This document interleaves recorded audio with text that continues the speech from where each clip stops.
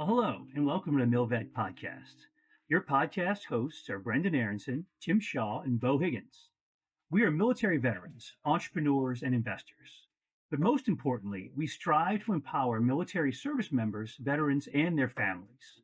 We believe that all veterans deserve a career that fires them up, a career in which you can learn, you can earn, and you can build a world class network. On this podcast, we interview civilian and military veteran leaders who are incredible founders, writers, thinkers, and investors. My primary goal is to inspire you to achieve great things. Let's dive into today's episode. Well, hello, and welcome to another edition of the MilVet Podcast. I am your host, Beau Higgins, and I have the privilege today to be joined by a fellow Marine, Clint Alanis. We will talk about his story in a minute and what he's doing these days and how he got to where he is. For those that may be newcomers to the MilVet Podcast, the MilVet basically is a company that provides an executive pathway for veterans interested primarily in jobs in the private equity and venture capital world. If you're interested in learning more, I encourage you to go to themilvet.org, sign up for our newsletter, check out our podcast, check out open opportunities, or if you're a company that's interested in hiring veterans into these C-suite roles, we'd love to talk to you. So thanks for joining in. And with that, I will welcome our guest, Clint. Clint, great to have you here today. How are things going, man? It's great. It's great. It's a million miles an hour, but I don't think I'd have it any other way. Give us a quick update on what you're doing now, and we'll talk about more of how you got there. But what are you doing now for the audience? Yeah, so I'm the co-founder and COO of Smack Technologies. We are a venture-backed defense technology firm that supports national security objectives kind of across the Department of War and the whole of government. All right. Well, I'm excited to hear about how you got from, your not humble beginnings, but high school and close to me down in Louisiana and got through VMI and beyond there. But I'm curious to tell your story. I always say everyone's journey is different to where they are today. And I think our audience can always learn from that. So I'd love to hear a little bit about, what was your motivation? I know you went to VMI, so maybe let's start there. How did VMI get on your radar? It's not as well known as the Naval Academy or West Point. What was the impetus for that whole thing? So I assume that's what shaped you going into the Marine Corps. Yeah, probably a combination of not being right in the head and some really good VMI propaganda. If I had to be honest, I only applied to one college coming out of high school. That was VMI. I knew that I was going to have an ROTC scholarship, and I knew that for whatever reason I was driven to find a challenge. I wanted to find the hardest thing that I could find that was out there. And research kind of led to a couple different ways, but at the end of the day, it was like, hey, this I think is legitimately the hardest thing out there. I think it'll keep me on a path, which I probably needed at that point in my life, but also, I'm going to find myself challenged on a day-to-day basis. And I found that exciting at the time. Maybe I was ignorant, but I found it exciting. Well, it's funny you went all in, put all the chips in for VMI, and you're right. I'll admit, a bunch of the guys I knew that went to VMI were all a little bit off sometimes, not in a bad way. They're just pretty motivated. Well, they're kind of locked up there in Buena Vista, Virginia. There's not much around there. So I think you got a lot goes on in there. I don't know. It's a little something going on, a little crazy sauce. I don't know. It's a good thing, though, I think. No, it was really good. It was definitely formative. And for those that may not know, what is the breakdown of folks at VMI that actually go into the military? You don't have to go into it's like a citadel, right? You're not required to go post graduation. And what kind of how many folks? I know a lot of Marines come out of VMI, but you can obviously go to the Army and other options too. What is, just for the general edification of the audience, what is that like, or what's that process like? Yeah, it's interesting. I mean, I think VMI in total is somewhere less than 2,000 cadets at any given point. So a very small school. Out of that, 2,000, I think roughly half of them go into the service in some capacity or another. But your day-to-day life while you're there is 100% service oriented. And a lot of people go there for a lot of different reasons. A lot of legacy, a lot of connections to the family. Some people are from the area. Some people go for education. Some go for sports opportunities, etc. the breakdown, it is predominantly an Army focused school. So, I mean, it is, the uniforms that they wear on a day to day basis are Army oriented. They have a tradition of producing some very high quality Army officers. And so most of the cadets that go into the service go there. And then you kind of have a random breakdown in Air Force and Navy. And like in most places across really, I would imagine all of the ROTC branches, the Marine Corps is kind of this unique little subset of culture.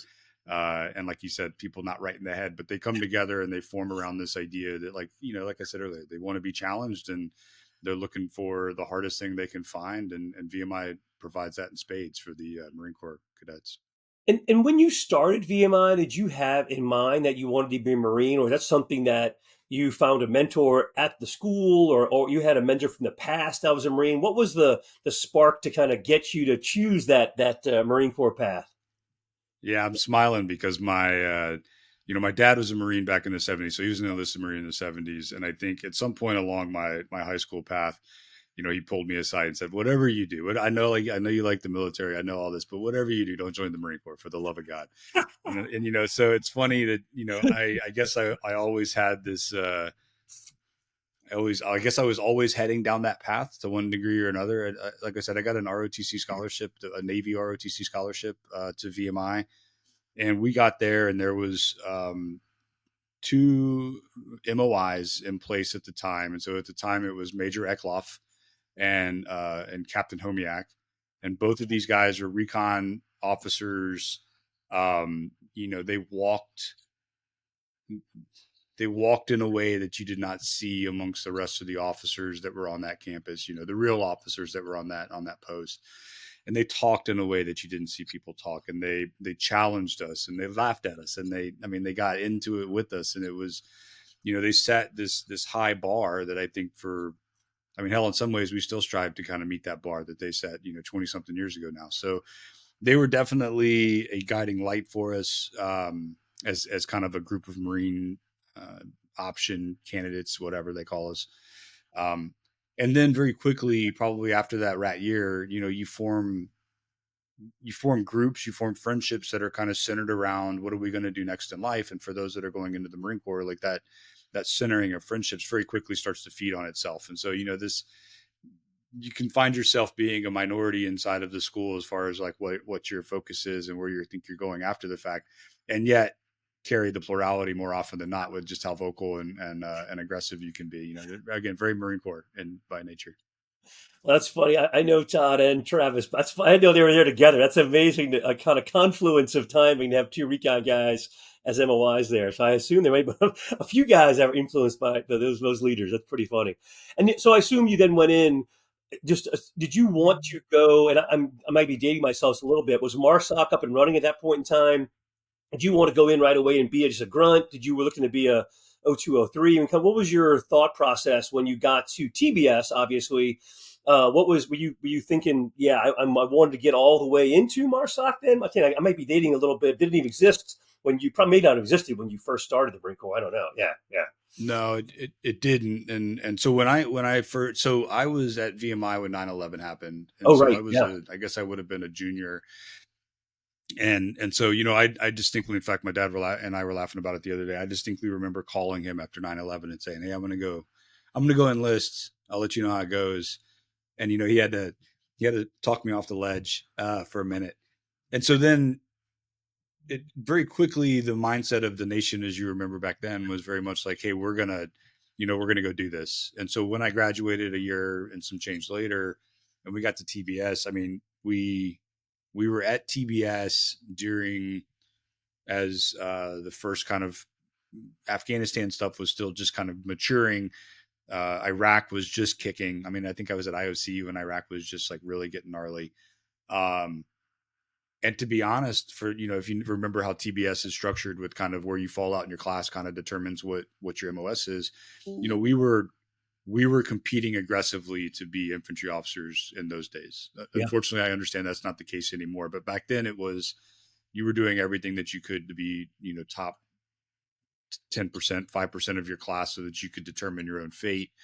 And in those days, it was, you wanted to go be a grunt because the nation had called us to war. Yeah, no, that's definitely it's interesting timing to be in that process, and I can imagine that you were chomping at the bit to go at 9/11. I was actually in Australia on 9/11 with you, and we're right in Afghanistan with those guys, and I appreciate just the. I mean, it was a different time, an interesting time that everybody wanted to be. If you wanted to run into the fight for sure, but I guess no one knew how long the fight would be. Maybe 15 years later, it's like, man, that was pretty good. I was like, Yeah, for and sure. I distinctly remember the conversations at IOC when they were saying, "Hey, I think the initial push is done, and the Marines are all going to be done because now we're going to hand it off to the Army because they're the occupation force." And it was like, "Oh man, did we miss it? Like, what happened? Like, Yeah, are we, you know?" And it's how ignorant we all were back then, but or yeah. at least I was back then. But yeah, I distinctly remember that. What would you say in particular? Are there any lessons you took from VMI into the Marine Corps itself and going through the schools there? I mean, obviously, you're already in the military in many ways. I mean, not the same, but I mean, what would you say were those formative things maybe at VMI that you've taken or were able to kind of started there that you were able to kind of grow and develop over your Marine Corps career? Yeah, you know what I learned at VMI that probably strikes me the most that carried over into the Marine Corps and to today is not to take myself too seriously. I remember I remember showing up at VMI and this feeling of gravitas, this feeling of like, oh my God, what have I gotten myself into? Just the seriousness of all of it and the history and the pomp and circumstance. And it probably took me, I mean, it took me probably a few months to realize like, oh, it's just a game. Like, I mean, all of that stuff is real. All of that stuff is important, but it's a game. It's not real life. Like, this is not, I don't have to identify as this, or whatever, like whatever, however you want to frame that. And so when what I found is that when I got to or back to the Marine Corps through TBS and IOC and onward, was that I never felt like I had to take it too seriously. Like, I mean, obviously there's things that are extremely serious and you give those their due attention, but there's some people that get lost in the mystique of the service. And for me, at least, it was easy to say like, no, I realize what this is. And I'm proud of every aspect of it, but I'm not going to be pulled into this like in an unhealthy way, I guess. No, that's a great comment. I think you don't let the military define who you are. I certainly see a lot of transitioning veterans. I mean, guys that have been in 20, 30 years and have a hard time letting go because it's become everything to them. And that is all their identity is wrapped around the military. I think it's important to be able to be able to step back and, be self-critical and say, okay, look, I love what I'm doing in the military. I'm all in for that, but I also have a life. I have friends. I can laugh at some of this stuff. If the Marine Corps is not going to die if I don't make it, right? I mean, like if I drop out, they'll be just fine without me. And people have this, I think, at some point, it's like, well, the Marine Corps needs me. Like, no, the Marine Corps is not. It's been fine for 250 years this year, right? It's going to be fine without you. So don't take yourself that seriously. I think that's a very important lesson to learn. And some people never learn it. I mean, again, I talk to transitioning veterans all the time that do believe that the military revolves around them in some ways. They work, 24/7 till the last day. I'm like, dude, it's gonna be okay. You're gonna be all right. You may have some problems transitioning, but it's the military's gonna go on. It's gonna be okay. Yeah, Yeah, and yes, 100%. And every job that, I mean, it's all, I feel like at every point, especially as an officer, and this, right? So as you get company command, and it's like, oh, this is the best thing ever. Like these guys need me, and then like you leave, and they don't need you, right. and you get the next thing. This battalion wouldn't function without me as the opso, and then it does just fine when you're not the. So it is just this. It perpetuates itself, and you're right. I've seen a lot of people that get too connected to the service as their source of identity, and it just ends up being unhealthy in the long run. Yeah, no doubt about it. I see it all the time. Well, talk a little bit about your Marine Corps career and kind of maybe early on what you did, and then how I know in time you pivoted over to MARSOC. But what was that journey like? Or maybe some highlights from your early days, lieutenant and captain days, and kind of what was the decision or opportunity to get into MARSOC too? Maybe kind of go through all of that. Yeah, so I started as a grunt. I was an infantry officer out at 3rd Battalion, 5th Marines, and so I showed up out there. God, it must end of, I guess it was in '04, middle of '04, and they had just come back from the push, and they had all those war stories, and as a young lieutenant getting thrown into that mix where most of your platoon had just gone to war, and now we're back. And that transition was an interesting transition of just kind of finding your footing amongst this group of people. And we had some very good officer leadership, some interesting but very good officer leadership that made sure to kind of put us in a position to succeed. You may have heard of Brian Shantosh. So Brian Shantosh was my company commander Ah, when we got there. And so a good friend of mine, John Campbell, and I checked in to India Company 3-5. And it was just Tosh, as he goes by, right? It was just Tosh in his office, and like the whole rest of the company's gone in the battalion CP. And so we check in and we're like, yo, we have no idea what we're doing. So what, right. alphas My Charlie Alpha's in my book. Yeah, right. yeah. Yeah. Yeah. And he's like, he basically said, hey, cool. Welcome aboard, whatever. He literally talked like this. He's like, yeah, welcome aboard, whatever. Hey, go get your gear, change, come back. We're going to go out to the field to meet the boys, like the rest of the company. I said, okay. So we go to main side, we get our stuff out of SIF, we come back. I think we were like rushing. So I think we grabbed some nasty, like McDonald's or something on the way. And we get back to the battalion, and he's like, okay, cool. Hand your stuff to Company Gunny in the Humvee. We handed our gear. Like, hadn't even broken it out of packaging yet. It was just still like all fresh. And he's like, drop your blouses. Let's go. And we ran, I want to say like 5 miles over Iron Mike behind Camp Mateo, and around through Horno. And the guys were out on one of the ranges out there on the other side of Horno. And so we ran this 5-mile loop, boots and utes on for like day one in the fleet. And I just remember, I remember John and I were just like, what did we do? Yeah, I was not prepared for this. But, Tosh in typical fashion had a really good purpose for it. And it was that, the Marines at that point, when we showed up out there, the Marines were like, who are these crazy people that would actually run out here 5 miles? Like, oh, these are the new officers. Like, okay. So he established an environment that we could be successful in. So that was the early days. We did Fallujah in 2004. So we were there for Al-Fajr. Came back, did a quick another 9-month workup, pumped again, back out to Fallujah again. So we were Fallujah and Habaniya, if you remember, on Habaniya, in between basically Fallujah and Ramadi along Mobil. And then I was the company XO. So I was a platoon commander the first go around. I was the company XO the second iteration. And all the experiences that you would imagine from that part of the world in that part of the time. And came back and I was trying to stay in the battalion, and how the Marine Corps gets you the monitors basically like, you can't, like, you got to go. And at that time, MARSOC was they had maybe just formed, or like maybe there was conversations about them forming. So it was a weird, like, you can talk to First Force, you can talk to First Recon, but no guarantees, and MARSOC's not a thing yet. And they pulled all the guys out of Det 1. And like, it was just all this real, like, it was all rumor mill, right, about how to get anywhere. And so long story short, I ended up moving with my fiance at the time to Quantico, and I took over. I was in a position at Weapons Training Battalion at Quantico for about, I ended up going there for 2 years. I had my first son while we were there. And I was like, hey, I got to get out of here. Right. Yeah. Like, whatever it takes. And it was a great gig. I had a great time. I was running the schoolhouse there. So I was running high risk personnel and the sniper schoolhouse and EOD, all the training that was going on, like the high end training. So it was actually a really, really good time. But at the same time, it was like, this is not what I signed up for, like, in the Marine Corps. And so in 2009, I went and took selection. And I, much to the chagrin of all of the officers, like the infantry officers that I knew, right, I got the typical out brief on the way to selection, which is basically like, if you make it, don't come back. It was kind of like, that was kind of the vibe at the time. I was in them at the time. It was bad. Yeah, that's right. Yeah, you're picking your team, and don't expect to be welcome home. And it was like, okay, well, I get it.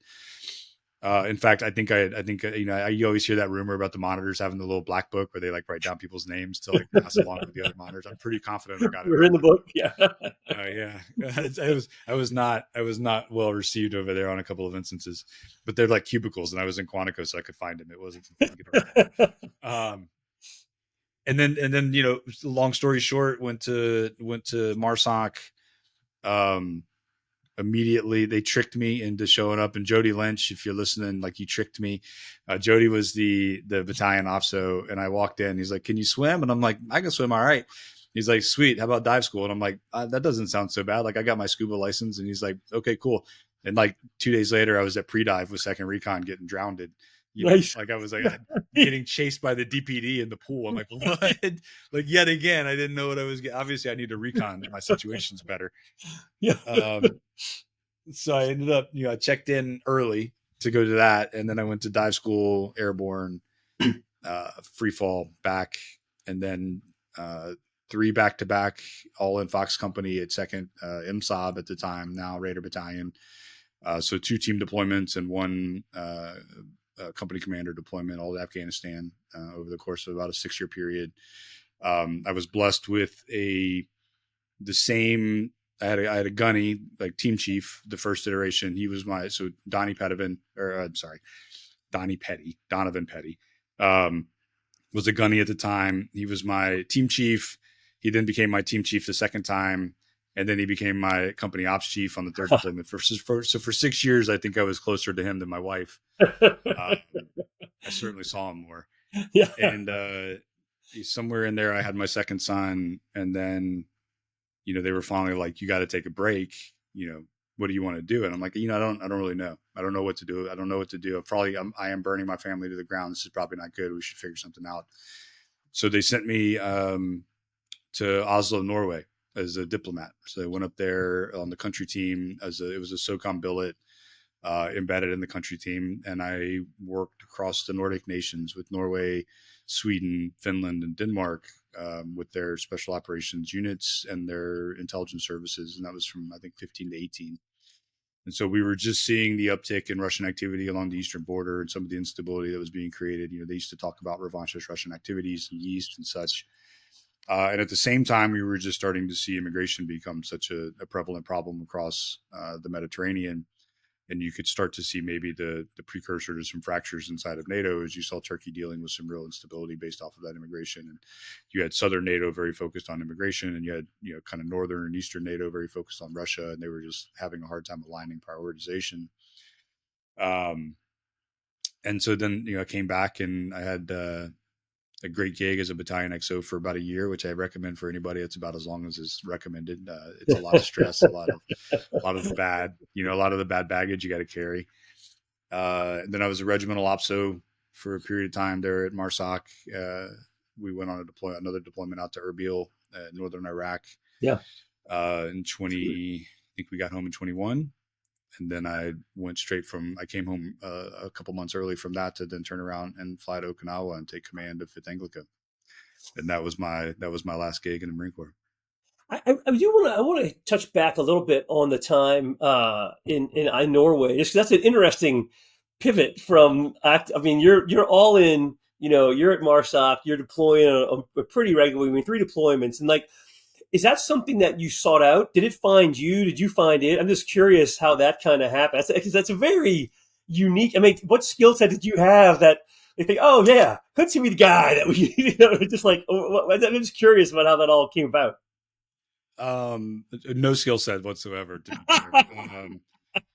It was much like everything else I feel like in my life. It was good luck and happenstance. After coming home off that third one, we had shut down kind of Western Afghanistan from a soft perspective. And so it was like the whole thing. So we'd come back. And so certainly there wasn't a feeling that anybody owed me anything, but I think there was some people that were looking out for me at the regimental level and above that kind of thought like, hey, we should put him in a position where he can take a little bit of a knee, right? Like the family's kind of having some, my wife and I were obviously like on, it was the whole, like, do you load the dishwasher this way? Like, why would you do it? Oh This yeah, way? yeah, oh That's yeah, not, yep, not helpful, right? yep. So so I think there were people watching out for me, and they basically said, hey, there's a couple of options. Here's 3 or 4 options. And to be honest, again, how ignorant am I? I didn't even know where Oslo was. I was like, what the hell is this? Norway sounds cool, but it also sounds cold. I don't know. Yeah. So my wife and I, every once in a while I get a flash of brilliance, and my wife and I sat down and looked at the list that they gave us and said, hey, what do we want to do? And I think at the time my boys were 2 and 5 or 3 and 6, somewhere thereabouts. And, my wife, Mary Beth, was like, hey, if we're going to go to Europe, if we're going to live abroad, like this is the time to do it. The boys are young enough. They can kind of assimilate well wherever we go. Like this is the time to make that choice, because later in life, like it's going to mess up their schooling. It's like, Yeah. okay. So she was really the one that was like this, as good, all Marine Corps wives are. She was like the one, you could get your shit together and let's go. And so then we turned around and we went out there. Like I said, it was very lucky on in a number of ways, but it was one of the best things that I did in the Marine Corps. No, I love that. And I love just, I love that you made it through with your family and time. I guess I would ask you this question. I mean, it's challenging. You see so many families don't make it, especially in the soft community. And I heard a guy speak about it just last week at a conference, and the rates of families that get divorced is like, it's like 80% in the soft. It's crazy. I mean, I had no idea the numbers that high. Jason Redmond's a SEAL that talked about his story, and it was great to hear his, but it was shocking also to hear how many folks don't make it. I'd love to hear, like, what did you do to make it? Like, did you have just to focus on yourself, to focus on your family? Again, I think you studied earlier, but the Marine Corps wasn't your life. I think that's a very, very important thing to say. Okay, I love the Marine Corps. It's been great, but I'm more, there's more to me than that. And obviously you were able to keep those things at least somewhat separate, or develop have kids and stay engaged in that. I mean, any secret sauce on how you were able to do it when so many folks don't do it, I mean, I guess at the end of the day, to say that I didn't identify, like that my identity didn't become the service is accurate, but to make that sound like I wasn't selfish was not accurate, right? Like Sure. I was selfish as a young Marine Corps officer. And I felt probably wrongfully entitled to be selfish because we were going to war over and over again. And I felt, Right. And to be fair, I always had a right, wrong, or indifferent. I always had a feeling that it was my duty to be the best person that I could for my Marines. And probably far too often I put that over my family, right? Like Yep. so I was always available for deployments. I was always available for training. I was always available for the things that were needed to get done. And it was easier to put it down after we got back from that deployment in 2015, because in theory, the gunfights were done. Yeah. In theory, at that point, we were coming back and we had closed Afghanistan. Iraq was in, isn't as stable of a position it was ever going to be until ISIS. And so, I felt a moment to take a breath and reevaluate and say, like, man, I've really messed this up, and that's kind of really what it comes down to, is just a realization, a reflection, an internal reflection, me and God getting right and figuring out, like, hey, you're not on the right path. Figure out how to get on the right path. And, and my wife is a superhero. Like she put up with me through a lot. And so when we got to Norway, the opportunity to actually figure out how to get married, because we got married and had babies while, like, I was deployed, more than 50% of the time, Yeah. or training or deployed more than Sure. 50% of the time. Sure. And so we had to figure out how to get married, and I had to figure out how to be a dad and a husband. And that was a great opportunity to do it, because we could also do it while traveling Europe and while, you having these adventures that people don't really get to have, on behalf of America. And so it was I think we were very fortuitous to be put in that position. I would say that I hesitate to take credit for it, because I think most of it was my wife and her getting me back in line. And certainly my relationship with God, and the rest of it has certainly put me in a better position writ large, and just taking a minute to reflect on all of it and figure out, well, how can I be better than I am? I love that, and I love that you bring up. It's important to me as well. You have to get your spiritual place in order. You have to get your mental and emotional place in order. Your physical place in order. All those things, and if one of them is way out of whack, the whole system kind of falls out of whack. So I love that you were able to take the time to invest in all of them, and obviously had a wife, same, that was able to put up with your, idiocy sometimes, right? But they understand that you're in there somewhere. I can work with you, So that's awesome. I love the story. That's great. All right. So kind of fast forward again. You obviously got back into MARSOC, and then kind of back into the regular Marine Corps post MARSOC. And did your last tour was in Okinawa? Is that right? Did you retire out That's of right. Okinawa? Yeah, yeah. I did. I did. Don't do that, by the way. If it's Yeah, ever an it's option, don't do not the that. It's an best way awful to do idea. it. Obviously, is that a normal thing? I mean, to be candid, I've kind of lost the bubble of. I thought you could stay in Marsoc forever. Is that not true? I don't know. You had to go back to the real Marine Corps. Or is that? Yeah, No, I mean, I think that there was always a desire between both the Marine Corps and MARSOC to make sure that there was a clear some value kind of proposition, like yeah, yeah, yeah. return on investment for the Marine Corps. And then I think for officers specifically, when you're looking at O5 command slating, like you kind of go where the slate So many jobs. says that you can go. Yeah, yeah. So they had made a determination that hey, this is a good opportunity. Yet again, I got assigned to a position that I had to go Google it to figure out what the hell Anglica was.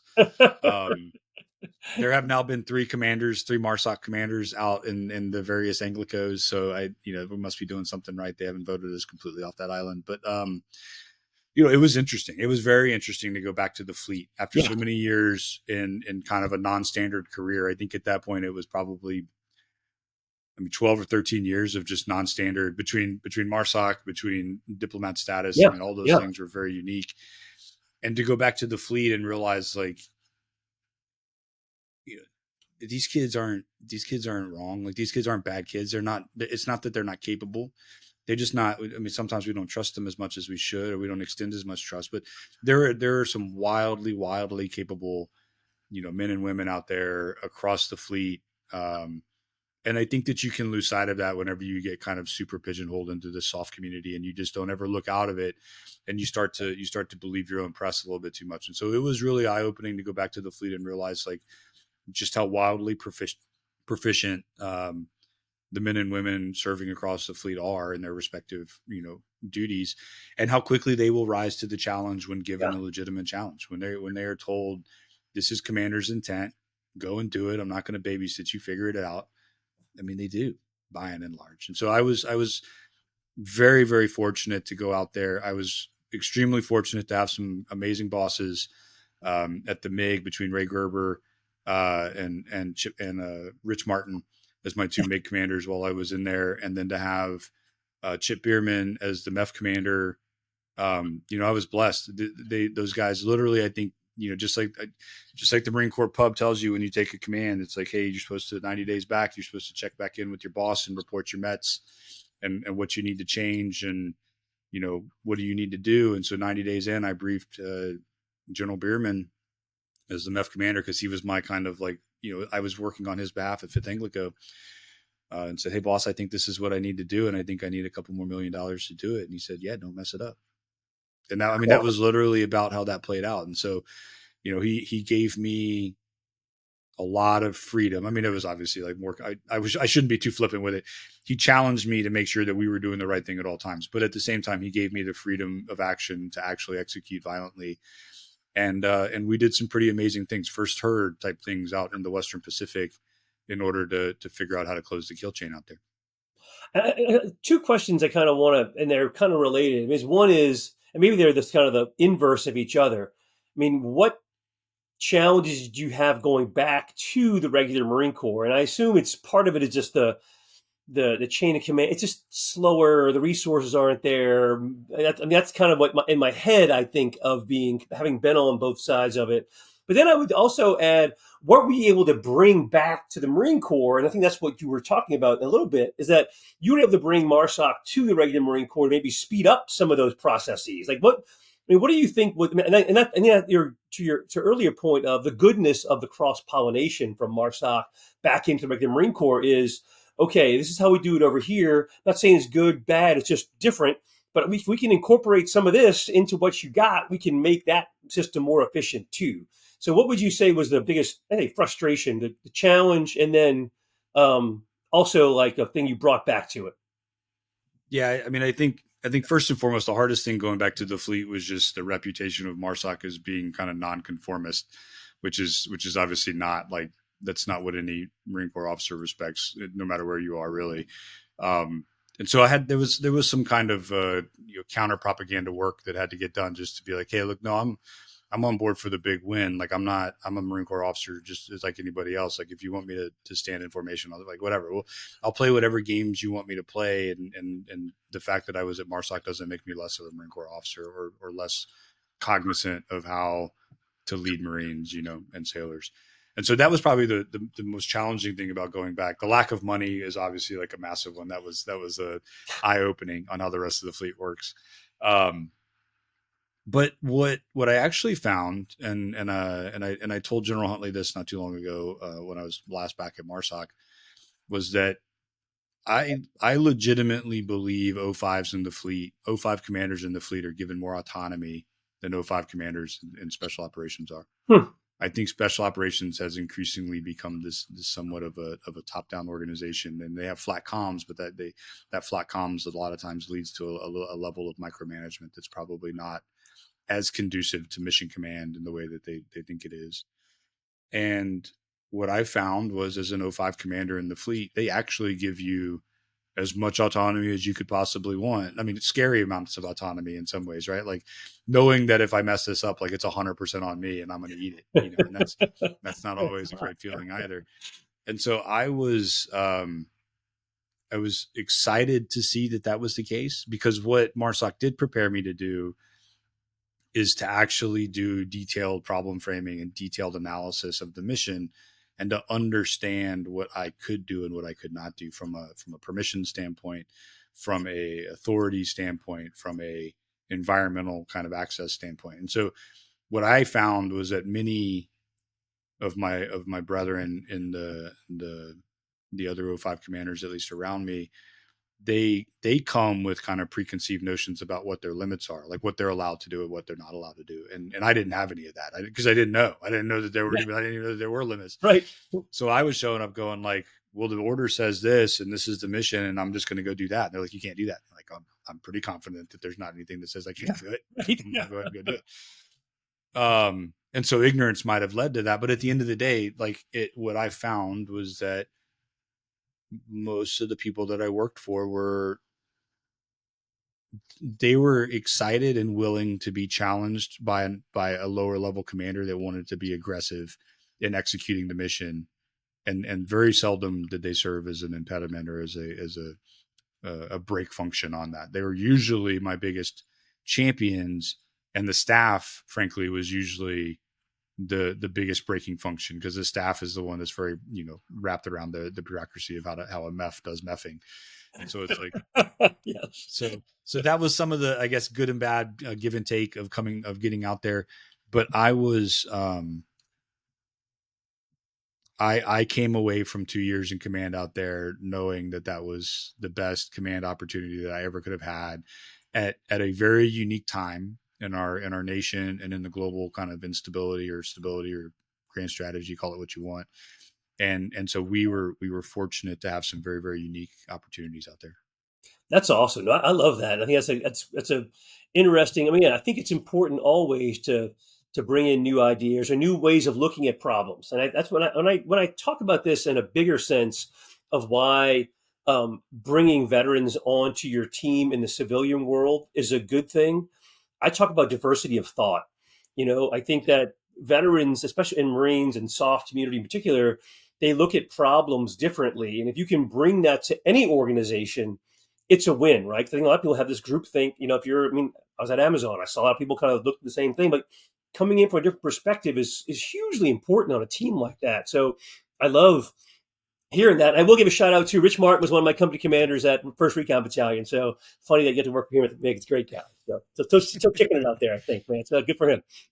Small world. It's a small world for sure. No doubt. Now, did you then retire out of command? Or what was that was your last, you were in command, and then what I guess maybe what were you thinking? Because that was close to the end of your time in the Corps.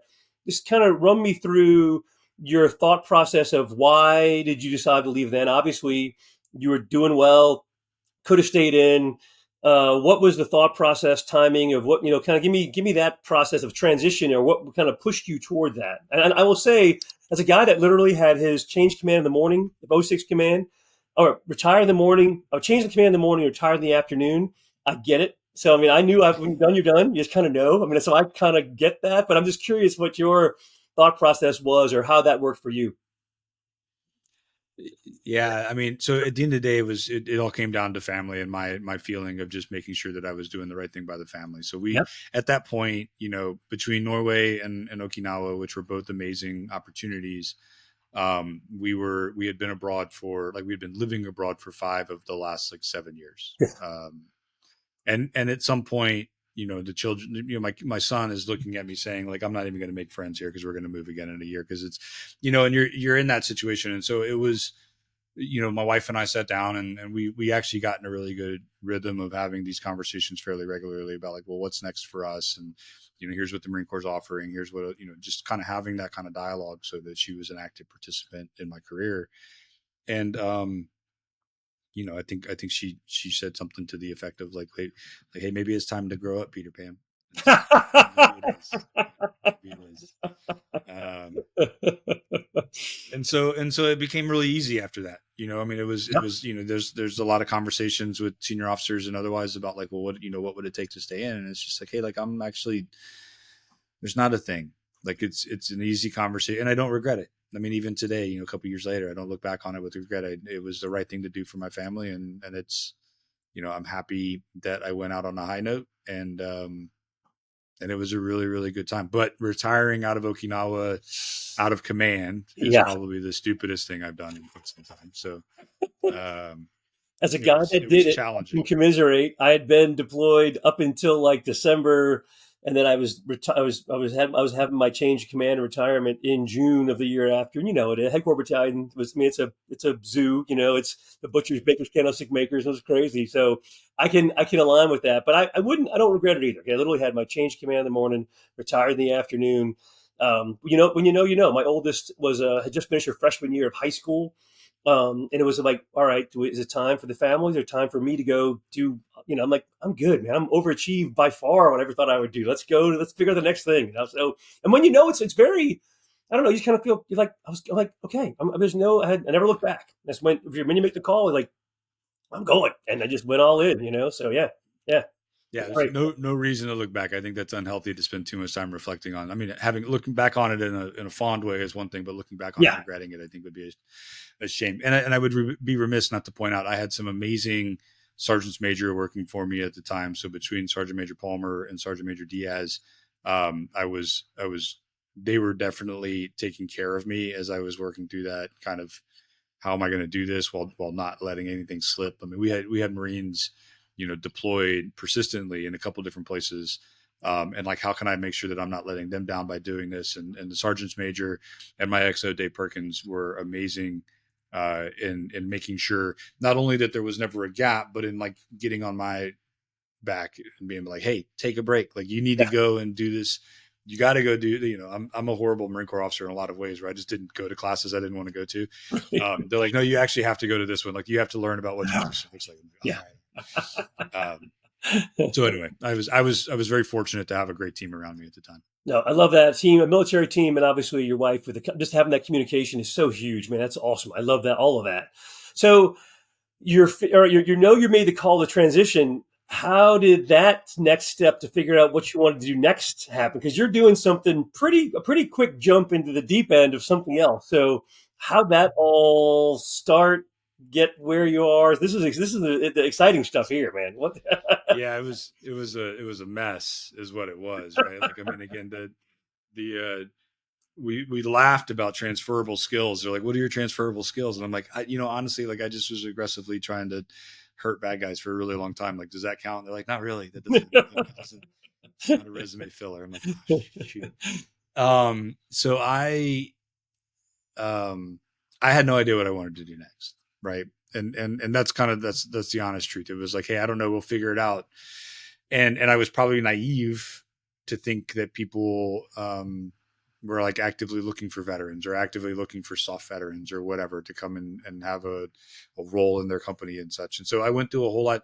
I mean, there was quite a few nights in Oki, in the middle of the night, because of the time difference, where I was doing interviews and calls, in the middle of the night, trying to figure out what the next step is and how to shape it and what the networking looks like. And as a soft guy, again, the bad decisions, I had no social media presence for 20 years. I Right. mean, we didn't have social media when I started the Marine Corps. And by the time I got out of it, we were actively trying to scrub ourselves off of it. And so it was like, to have to reinvigorate all of that and get the LinkedIn and such.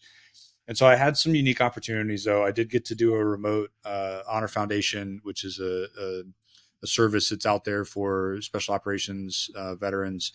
They really helped quite a bit in understanding the environment, understanding myself, understanding how to translate what I did in the Marine Corps and in special operations to the business world and such.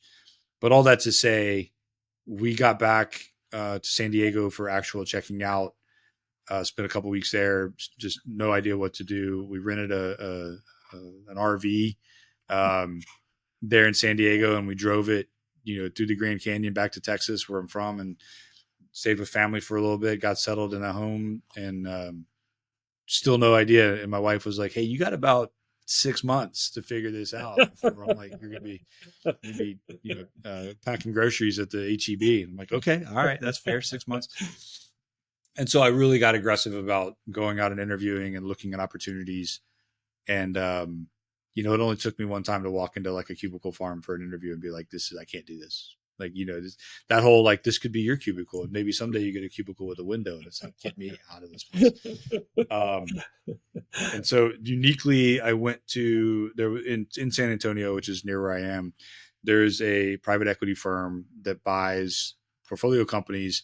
And when they buy the portfolio company, they make it come to San Antonio, and they put it all in this one brick building in downtown San Antonio. And, they reform their C-suite, and they get it all motivated, and then they try to scale it and sell it and do all the things that PE firms do. And I applied for one of the positions. I obviously didn't get it because here I am today, but I applied for one of the positions, and I went through the full interview process, and I will just tell you, like, it was amazing to walk into this environment and the atmosphere and the energy of a bunch of small companies trying to solve wickedly hard problems with this young kind of feeling. It felt like a team room. It felt like what I would think a MARSOC team room feels like as a soft guy, what a platoon room felt like. Like, it was like this, everyone's rowing in the same direction. They may not be in beat or in cadence, but they're all going the same way, and they're doing it really aggressively.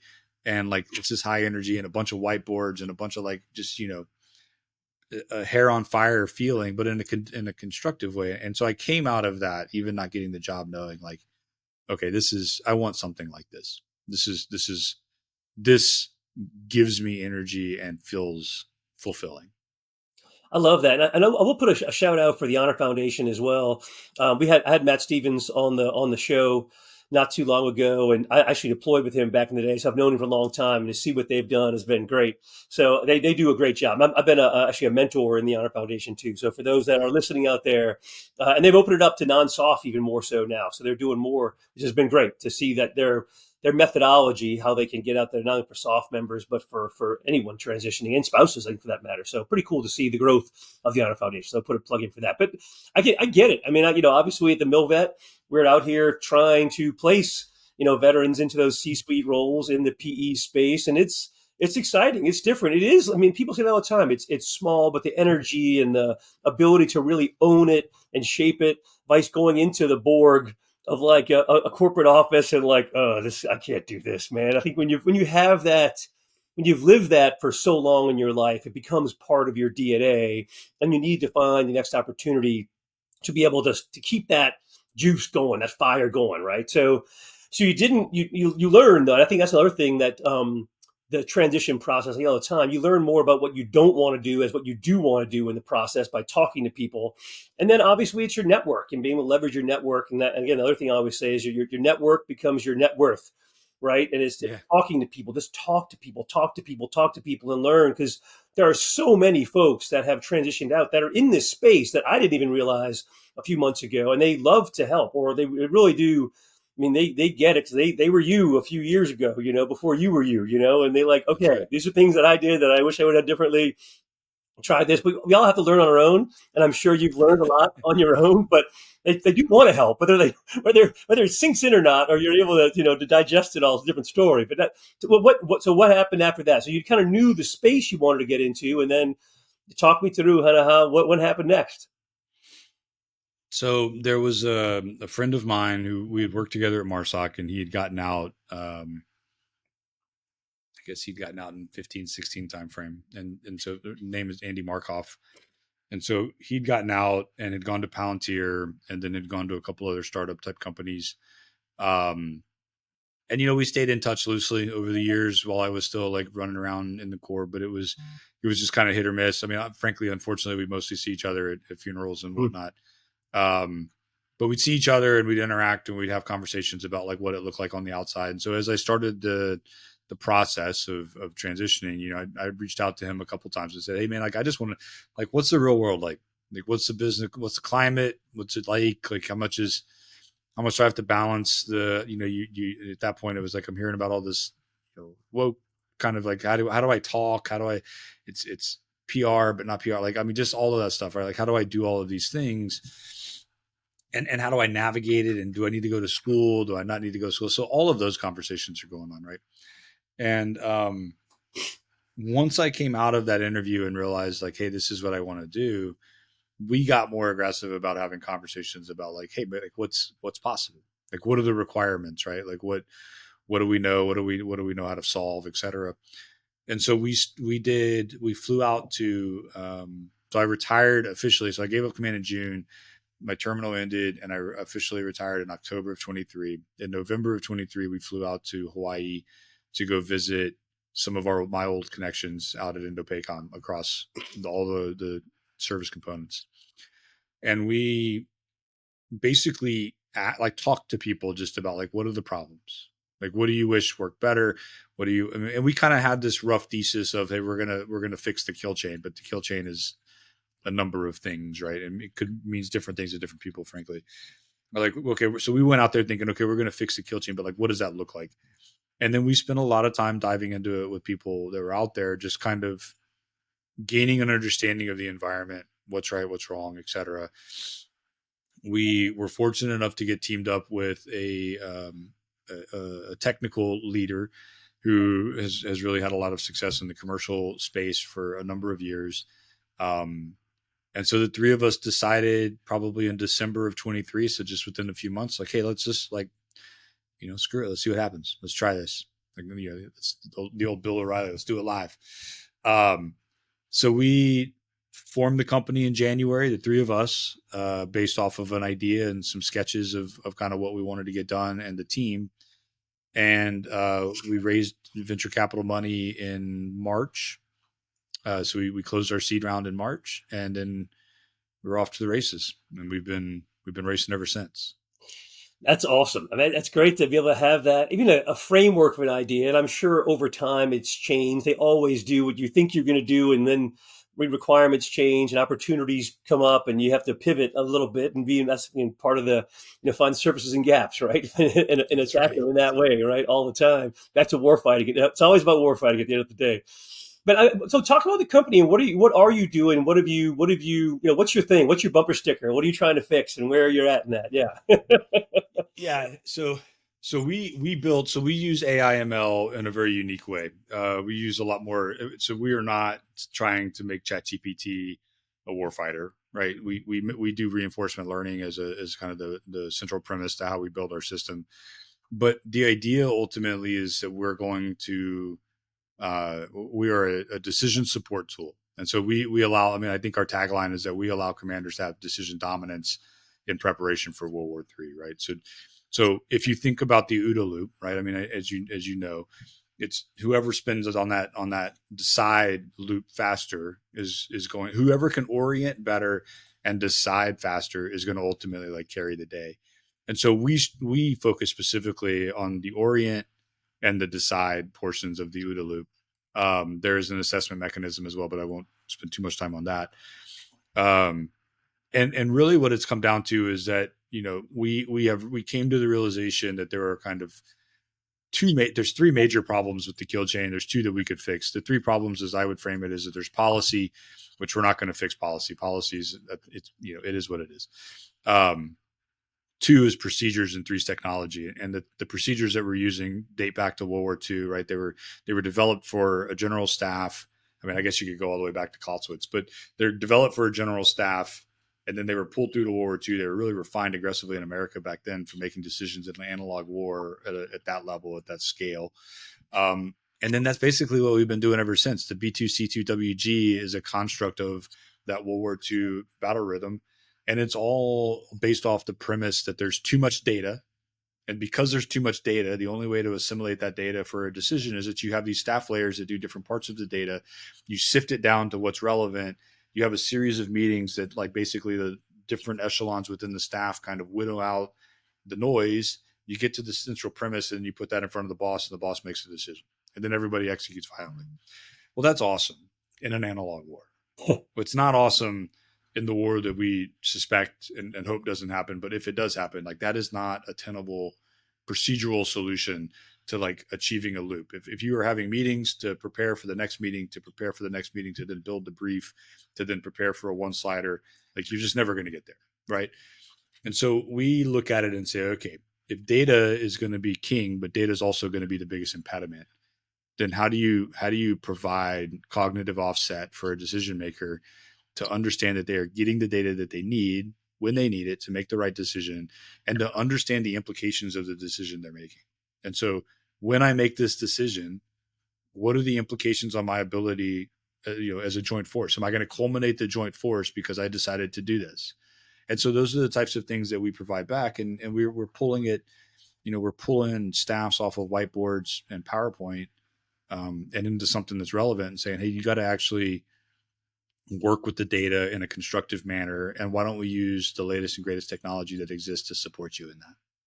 I love that. Well, who are our current customers, if you can say? I mean, I'm not sure who's your target audience. Is it the staffs at of the at the major commands? Is it going individually, or is it by the services, or what's your approach? So we have 3 contracts today. We're building in support of the Joint Fires Network in the Pacific.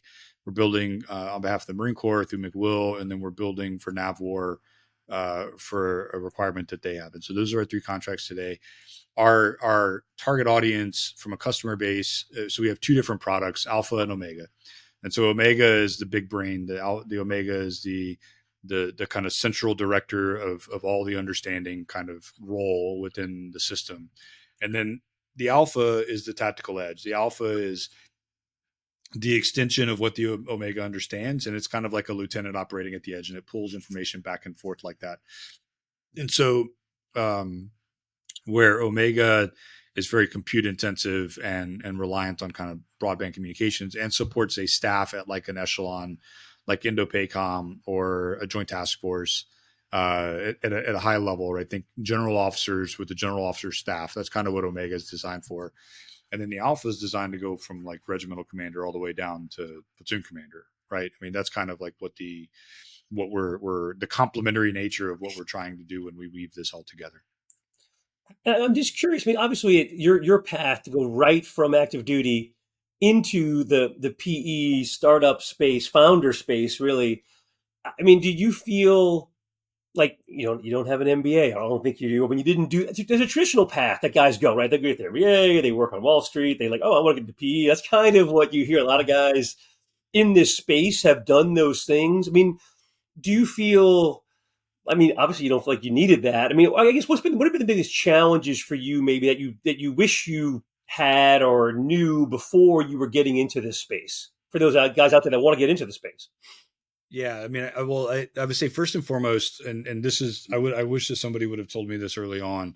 When companies advertise a desire to hire veterans, they're not lying, but the veterans that they have in mind are like the retired captain, or like not the retired captain, but the captain that exited, that goes and gets their MBA at Wharton or Harvard, wherever they go get their business degree from, and then is willing to crush themselves with 70-hour weeks at a McKinsey or at a Boston Yep. or whatever, right? And that's what they envision. So when you're like, hey, they actually want veterans, there's a veteran presence and da da da da. Like, that's not wrong. It's not inaccurate. It's just somewhat misleading. What they don't really envision that they're trying to like go out there and acquire the 40-year-old retired lieutenant colonel or retired colonel or whatever. Like, there's not an active market. At least my experience was that there was not an active market for that.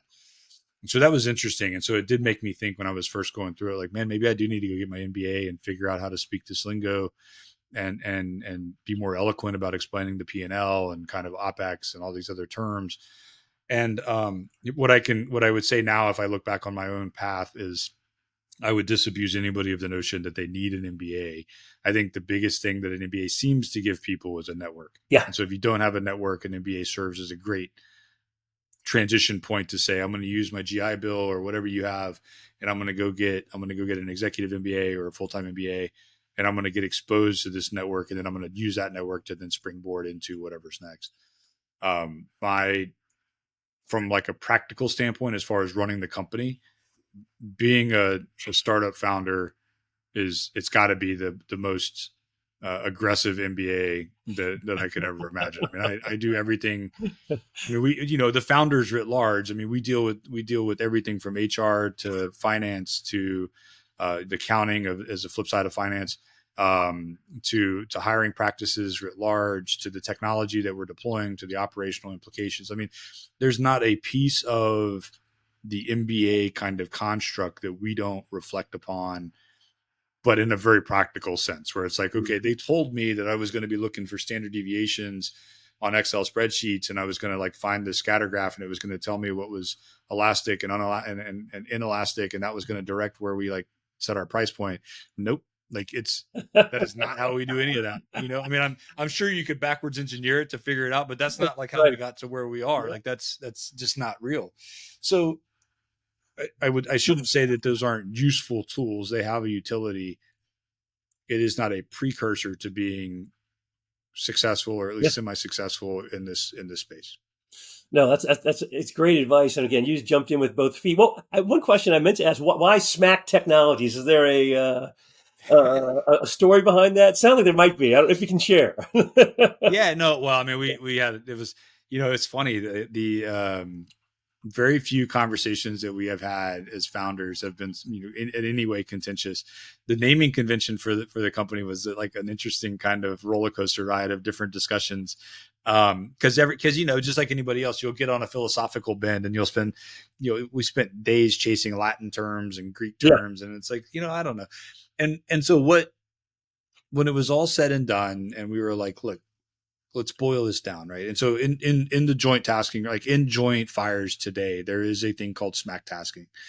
And smack tasking is specifically a directive, usually generated by the firing coordinator, to say, hey, we're going to skip all the nonsense. We're skipping everything because I need an effect right now. I don't have time for the bureaucracy. I don't have time to push this through. Like, we're not going to do it unsafe, but we're going to cut through all the bullshit, and we're going to get like bomb on target. And so it felt like when we started talking about it, we're like, that's kind of what we're doing. I mean, we're in a position where we are trying to cut through the traditional way of doing business, not because the traditional way of doing business is necessarily wrong, but because it's not sufficient for a high intensity conflict of the future. And so we are putting ourselves in a position of weakness if we don't address that. And so we feel very passionate about, we're going to cut through that stuff, and we're going to offer decision makers an opportunity to expedite their process. And that's really what it comes down to. I love it. No, it makes perfect sense. I'm sure it took a long time to get there, but it makes sense for you that you did get there. That's great.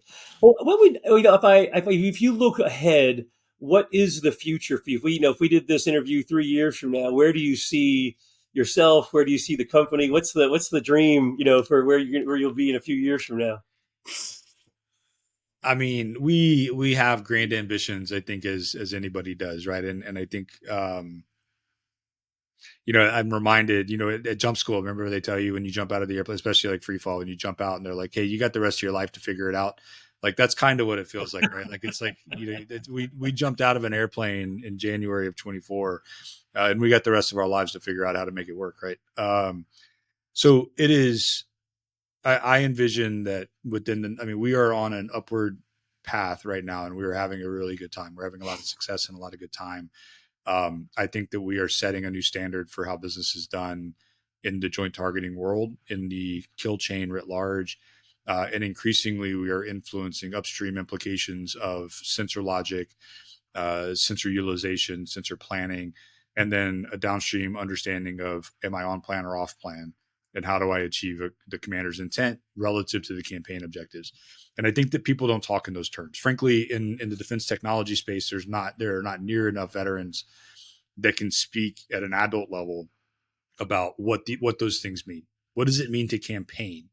Not the Google version of that when I look it up in the dictionary.com, but like, what does it actually mean to campaign, and how do I link campaign to commander's intent and mission command, and then all the upstream things that have to happen for for jobs to actually be accurate. And so I think that in 3 to 5 years, we will have established ourselves as a leader in that space. We will be well postured to ensure that our nation's military is dominant and lethal wherever it needs to be dominant and lethal. And I will be able to sleep at night not feeling like I didn't do my due diligence in solving the problems. I love that. That is a great way to wrap things up. I guess any last words, again, in particular, anything you would share about your journey into the space that others might could learn from. That if you want to make the jump right in, things you would do differently, things you might have done that worked for you. Like any words of wisdom as we get ready to close this thing out. Yeah. You said it earlier, and I'll reiterate it. Everything is relational. I think it's foolish to think that not everything is relational. And, I think actually Ben Pappas made us read The Speed of Trust way back in the day. Maybe Andy Milborn told him to make us read it. Either way, we read it. The Speed of Trust was an amazing kind of foundation to look at all of our relationships. Do you trust the people that you're working with? Do you not trust them, and why?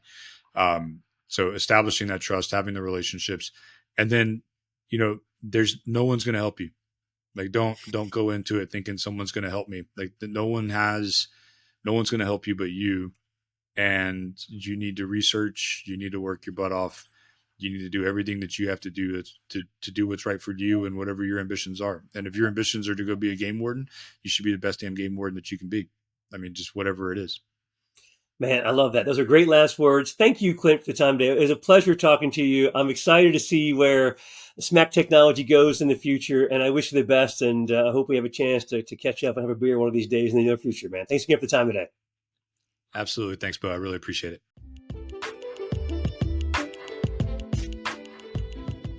Thank you so much for taking the time to listen to this episode.